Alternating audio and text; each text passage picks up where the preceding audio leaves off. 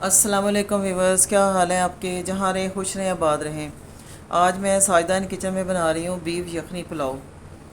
तो उसके लिए मैंने ये 1 किलो बीफ का गोश्त लिया है। इसमें हड्डियाँ भी हैं, क्योंकि हड्डियों की यखनी जो है ना वो बहुत फ्लेवरफुल होती है। तो 1 किलो मैंने ये लिया है और 1 किलो ही मैंने चावल लिए हैं। तो अब उसके लिए मैंने सबसे पहले एक ये साबुत प्याज लिया है, उसको मैंने इसका छिलका उतार लिया है। और ये जो इसकी जड़ है ना ये नहीं उतारनी, क्योंकि अगर ये नहीं उतारेंगे तो ये साबुत ही रहेगा। और ये एक लहसुन की गठी ये मैंने धो लिया है। गोश्त को भी मैंने 3-4 पानी धोया है। आपने भी 3-4 पानी धोना है गोश्त को। और ये साबुत अदरक का 2 टुकड़े हैं, ये डालूँगी। और ये साबुत गरम मसाला है। इसमें ये बादियान के फूल हैं, लौंग है, काली मिर्च है और छोटी इलायची है, ये बड़ी इलायची, दालचीनी, ज़ीरा और ये सौंफ। ये सारे साबुत गरम मसाले इसमें चले जाएंगे। इसमें मैं ये 1 जग पानी डाल दूँगी। ये जग इसमें 4 गिलास पानी है।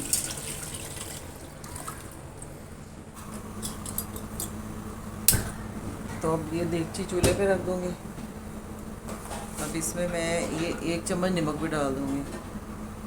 1 चम्मच नमक इसलिए पहले डाला है कि जो गोश्त उबलेगा तो उसका फ्लेवर, उसमें नमक का फ्लेवर आ जाएगा। अब इसका उबाल आने का इंतज़ार करूँगी, फिर मैं आपको बताऊँगी क्या करना है। इसका फ्लेम जो है फुल है। जी व्यूअर्स, ये देखें उबाल आ चुका है।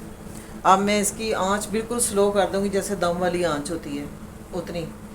दम वाली आंच पे रख के इसको मैं 40 मिनट के लिए पकाऊंगी, क्योंकि ये बीफ का गोश्त है, इसको गलने में थोड़ा टाइम लगेगी। रख दूँगी, फिर 40 मिनट के बाद फिर आपसे मिलते हैं। जी व्यूअर्स, ये देखें यखनी तैयार हो चुकी है और गोश्त अच्छी तरीके से गल चुका है। और मैंने इसको स्ट्रेनर में निकाल लिया है। ये देखें बहुत अच्छा गल गया, टेंडर हो गया।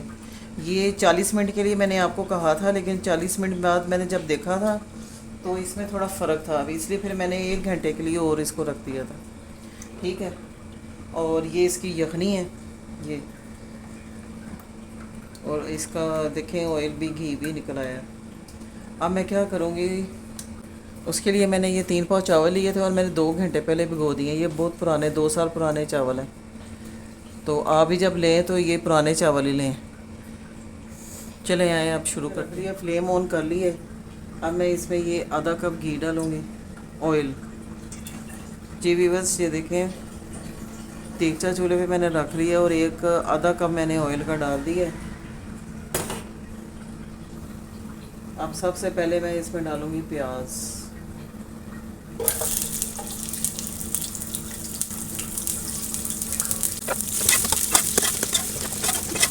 गुलाई में मैंने प्याज काटा है, क्योंकि गुलाई में प्याज काटो तो जल्दी गल जाता है। या आप हाफ़ करके फिर भी आप गुलाई में काट सकते हैं।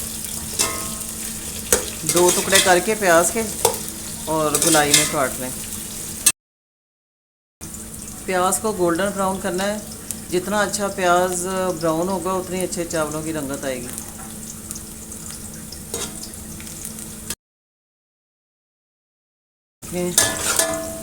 प्याज गोल्डन ब्राउन हो गया। अब मैं इसमें अदरक लहसुन का पेस्ट डालूँगी।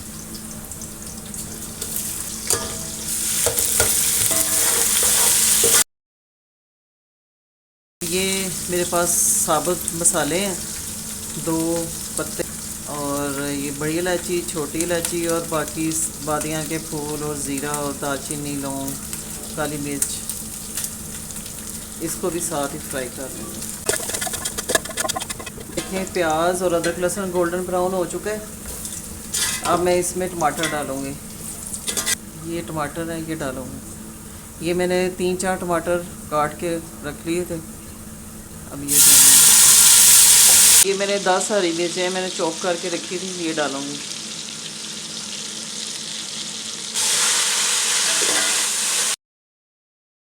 गोश्त मैं इसमें शामिल करूँगी। ये लहसुन का पूरा डाला था वो निकाल दूँगी।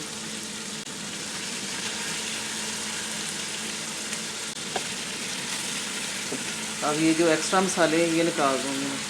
सारे मसालों के साथ गोश्त की अच्छी तरह भुनाई करूँगी। अब मैं इसके साथ कुछ मसाले और डालूँगी। पहले मैंने यखनी में 1 चम्मच डाला था, तो अब मैं इसमें 4 चम्मच और डाल दूँगी क्योंकि ये छोटे चम्मच हैं। 4 चम्मच मैं और डाल दूँगी इसमें, फिर बाद में चेक कर लेंगे, अगर कम हुआ तो फिर थोड़ा और डाल लेंगे। और ये 1 चम्मच मैं लाल मिर्च की डालूँगी। ये हल्दी आधी चम्मच, ज़रा चावलों को कलर अच्छा देने के लिए मैंने हल्दी भी डाली है। ये जायफल जलवतरी का पाउडर है आधी चम्मच। अब फ्लेम मैंने मीडियम कर दिया है। अब मैं इसमें दही डालूँगी, ये 1 कटोरी तकरीबन ये दही ये डालूँगी। अब फ्लेम थोड़ा तेज़ कर लूँगी। अब ये मेरे 2.5 गिलास चावल थे, तो अब इसमें जाएगा 5 गिलास पानी, ठीक है। उसमें से मैंने आधा गिलास कम डालना है, 5 नहीं डालना, 4.5 डालना है। अब मैं इसमें पानी डालूँगी। गोश्त की भुनाई हो चुकी है। 1 2 3 ये हो गए 4, ये हो गए 4.5, ठीक है। अब मैं इसमें नमक चेक करूँगी। नमक थोड़ा सा कम है, ये आधी चम्मच और मैं डालूँगी बस। अब इसका उबाल आने का इंतज़ार करूँगी। उबाल आ चुका है। अब मैं इसमें चावल डालूँगी।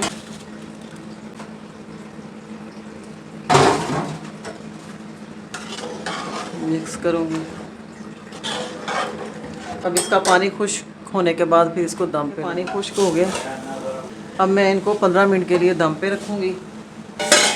बस 15 मिनट हो चुके हैं और ये दम भी हो चुका है। बहुत अच्छे चावल बने हैं। ये देखें कैसे एक एक चावल अलग अलग है। ये देखें कितना अच्छा बीफ पुलाव तैयार हो गया। बहुत ही मज़े का बना है। आप भी इसी तरह मेरे तरीके से बनाइएगा, इंशाल्लाह बहुत अच्छा बनेगा। अगर ये मेरी रेसिपी आपको पसंद आई तो आपने सब्सक्राइब ज़रूर करना है और लाइक और शेयर करना है। अल्लाह हाफिज़।